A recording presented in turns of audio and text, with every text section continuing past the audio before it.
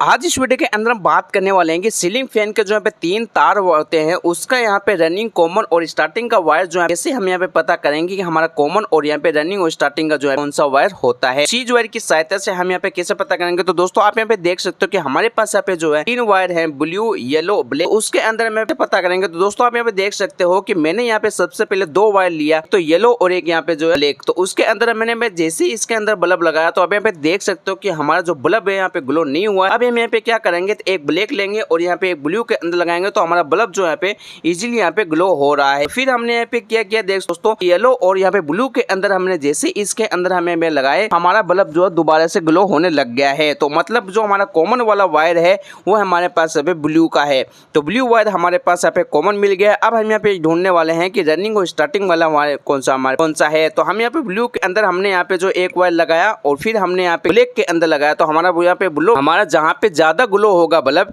वो हमारा रनिंग का होगा, जहाँ पे हमारा जो बल्ब जो है पे कम ग्लो होगा तो वो हमारा यहाँ पे स्टार्टिंग का होगा। तो यहाँ पे हम यहाँ पे देख सकते हो कि ब्लू के अंदर ब्लू के एक वायर लगाया और दूसरा वायर हमने यहाँ पे ब्लैक के अंदर लगाया, तो हमारा बल्ब जो यहाँ पे ज्यादा ग्लो हो रहा है। और जैसे ही हमने यहाँ पे येलो के अंदर लगाया तो हमारा बल्ब जो यहाँ पे कम ग्लो हो रहा है। तो हमारा यहाँ पे ज्यादा ग्लो होगा वो रनिंग का होगा और कम होगा वो यहाँ पे स्टार्टिंग का होगा।